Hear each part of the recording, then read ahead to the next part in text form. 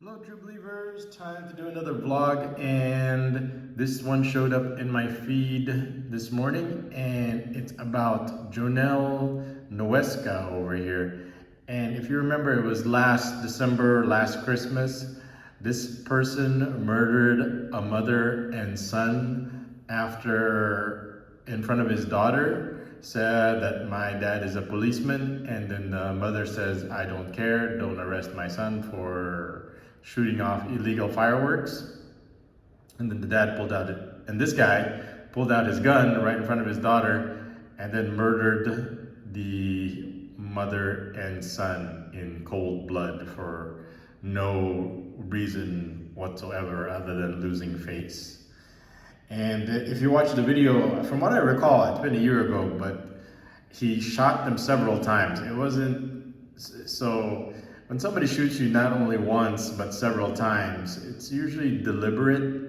And I don't know what his state of mind is at the time or what he was going through, but to shoot somebody several times, it wasn't just an act of momentary lapse of reason. It was intentional, that he wanted to make sure that they were dead and murder them in front of everybody. And somebody captured it on their cell phone, and that was what they used to convict him within several months. Usually these things take several years, but because of the video, it was res ipsa loquitur. It pretty much speaks for itself that that the mother and son are dead because he murdered them. There's really nothing else much to it. There's nothing much to discuss.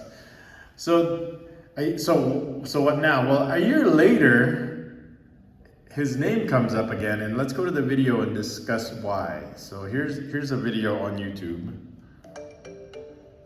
Convicted murderer and former policeman Cop Nuezca dies inside the new Bilibid prison for causes still unknown, Tuesday, November 30. So November 30th, like a day or two ago, he died for which they don't know what the cause is. Now, you can look at it both ways, or it's like they don't know the cause, or they do know the cause, they just don't want to tell you what the cause is. So both of them are possibilities because of his special situation that he is a former policeman.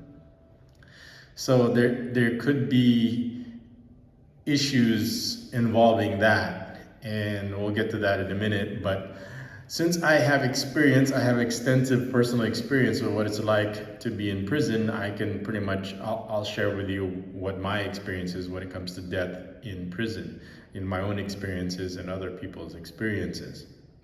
My own experience, my near brush with death, was when I got pulled out by John Paras in the middle of the night. It was like a month after I was arrested. It was like around almost midnight.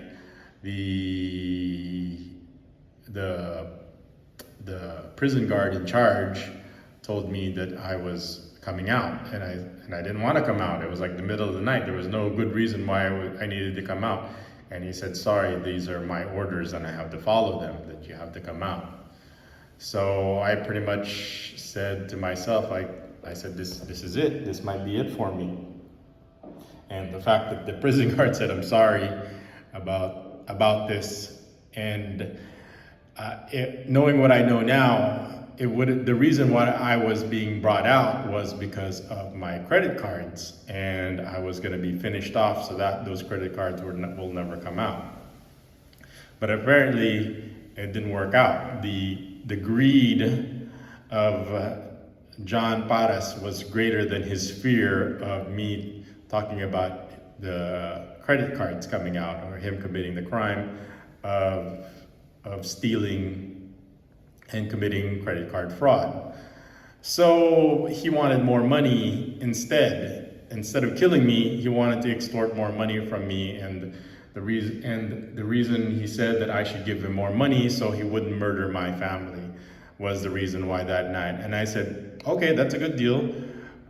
Money in exchange for my family's life, I'll take that deal any day. I mean, when you're in prison, there's really not much you could say. So that's my first hand in my closest brush with death when it comes to prison. I didn't have any other issues. I mean, you'll have your health issues, but they're minor, like skin problems and also vermin infestation. The bed bugs was being eaten alive every night was a hell on earth experience. Imagine it's like you're already sleep deprived during the day, and at night, because you're in prison, and then at night you're sleep deprived again. So it's a lot of not only emotional stress but physical stress also. It's just those little things, and it's just to add up, and the smell, the heat, the overcrowdedness of it all.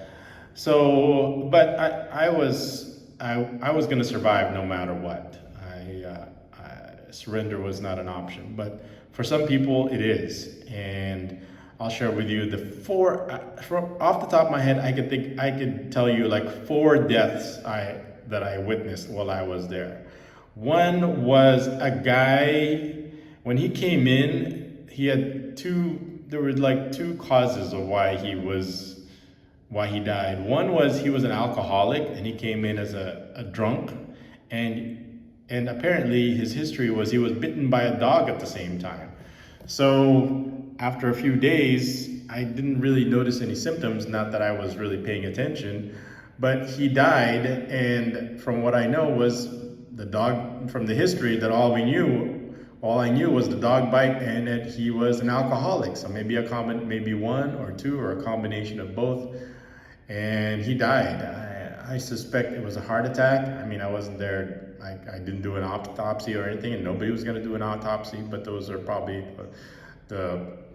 usually based on the history, you can get a diagnosis between the dog bite and the alcoholism.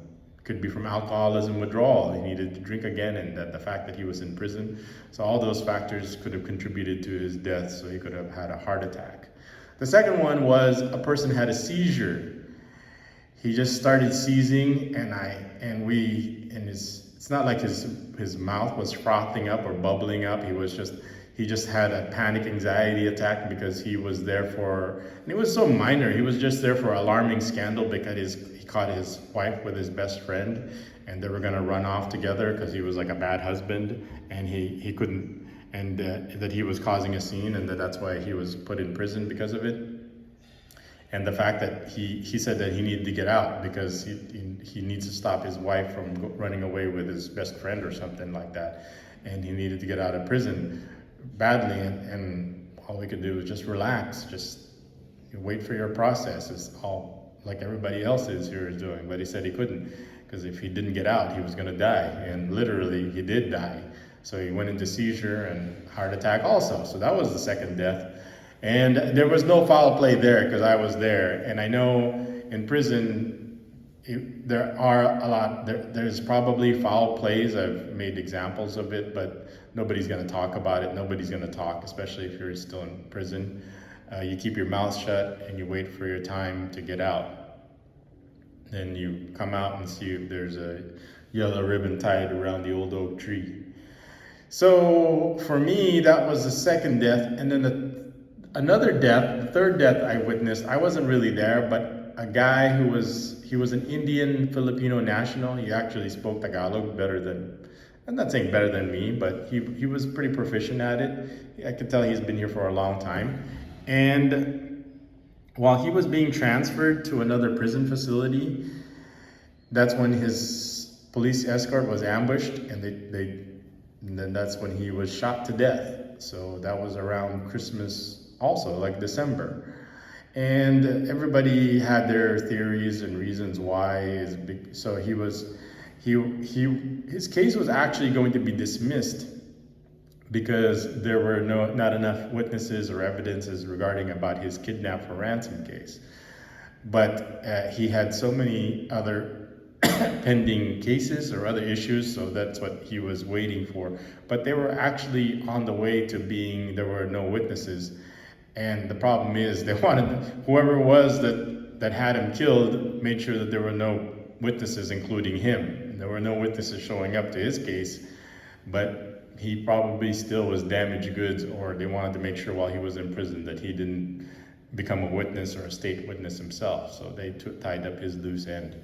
So the point of that story is that prisoners, people in prison, their life is cheap. Their life is worthless. You could just get them killed, and you can die while you're in prison, and there's going to be no repercussion, and nothing is going to happen to what as far as most people are concerned here, there is no rights or civil rights for people in prison. So you could pretty much kill them off, and nobody's going to say anything or talk about it, as you could see from previous examples in the past. So prison is a bad place for here, especially since so many people can die easily and there will be no recourse about it, even if it's foul play.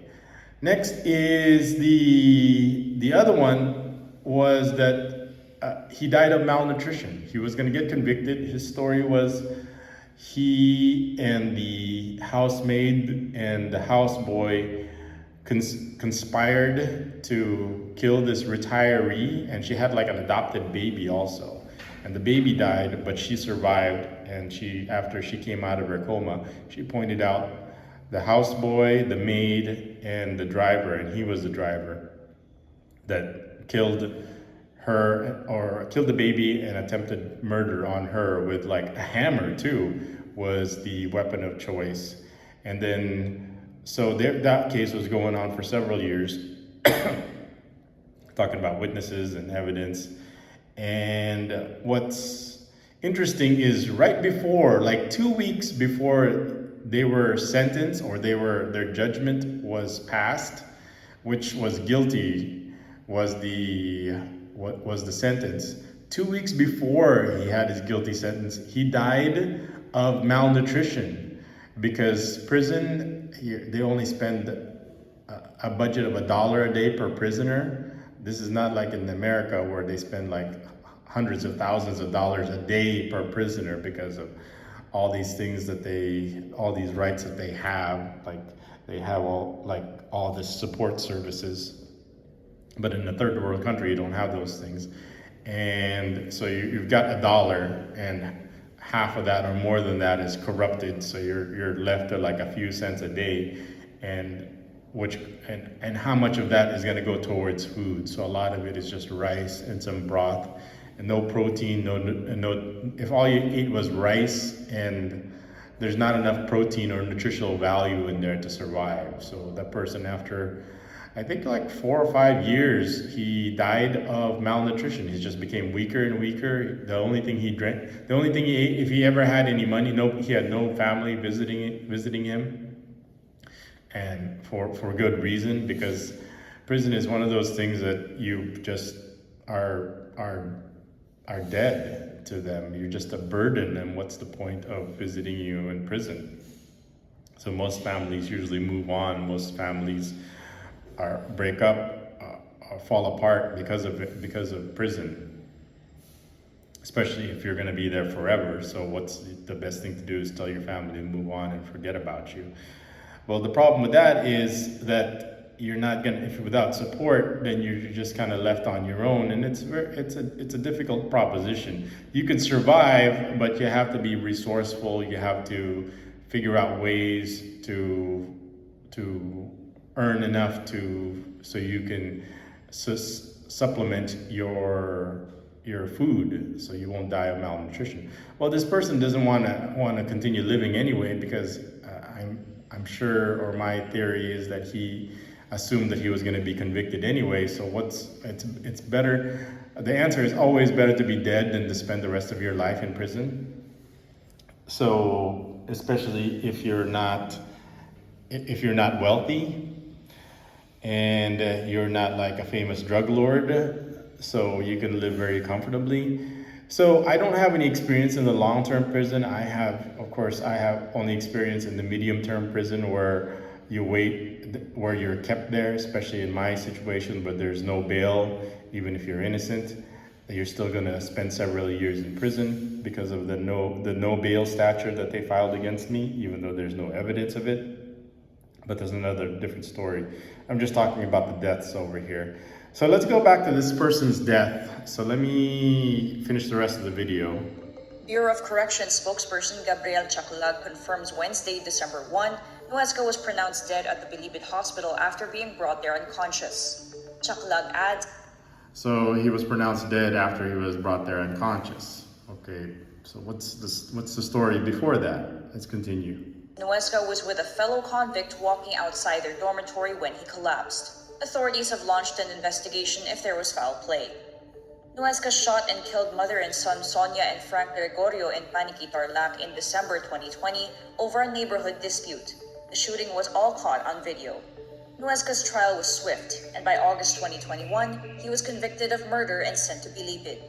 Nuesca is the latest high-profile Bilibid convict to die inside the National Penitentiary. So then, based on what I know, then what are the theories of why he died? Okay, and then you can form your own conclusion, and based on like what I know of how people have died, and he seems fairly young, so for him to die of like natural causes is probably unlikely. So there must be some extra judicial forces that might have come into play, and I'm probably leaning towards that based on his history. And based on his history, he's a officer, and we have our own examples of their past and present and future arrears that it may have caught up with him in prison, and it could come from the inside or it could come from somebody. For me, as an example, it could be somebody either it could be an act of revenge or keeping him quiet while he's in prison, because there's something dangerous about a person that knows too much in prison, that they would rather, since it's very easy for them to be quiet forever and close their eyes for good, then that's the better alternative. And I actually experienced that myself.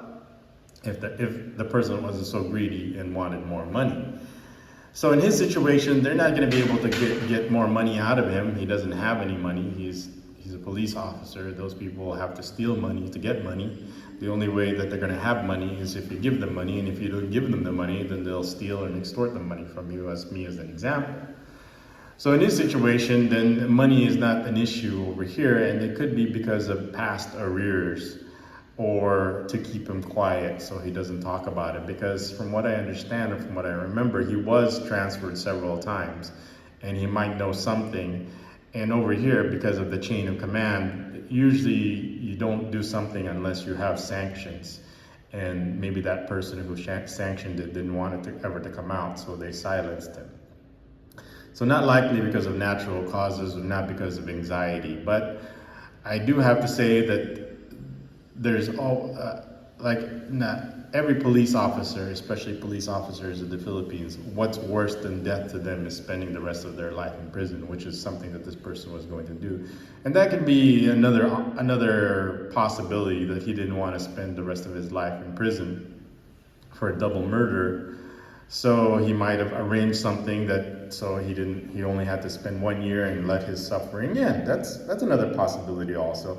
But like I said, I don't think it's of natural causes.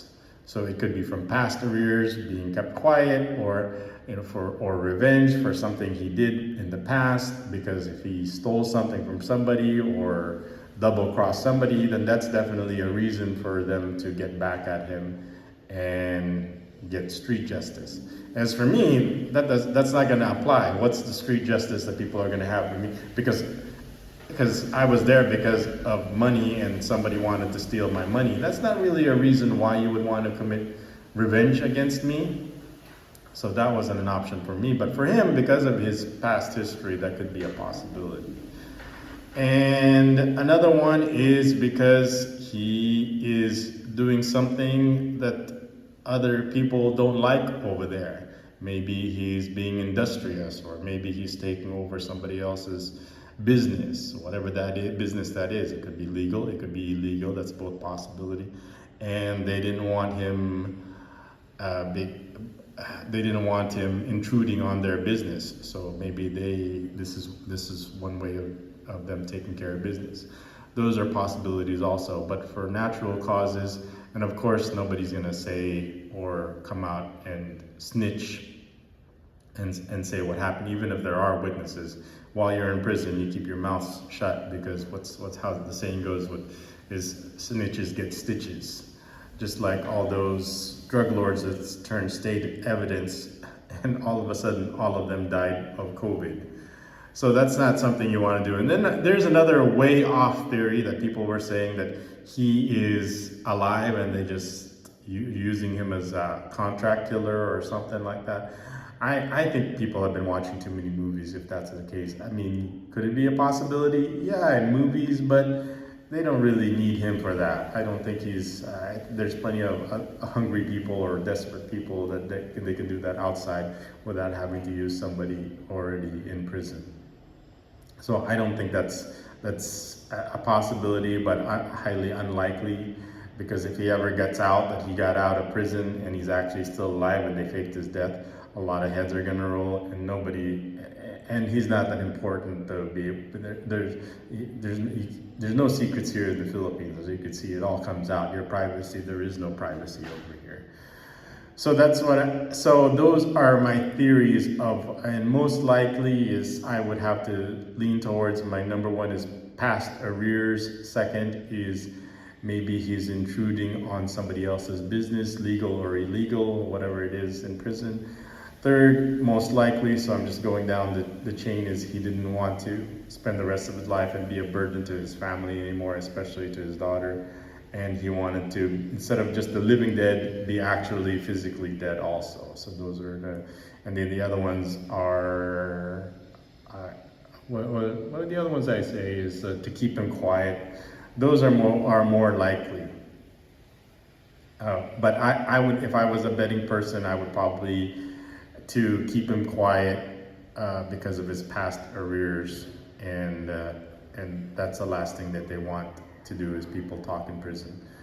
And since he's in prison, and his life is actually meaningless and worthless, then keeping him quiet forever is an easy option, a secure option.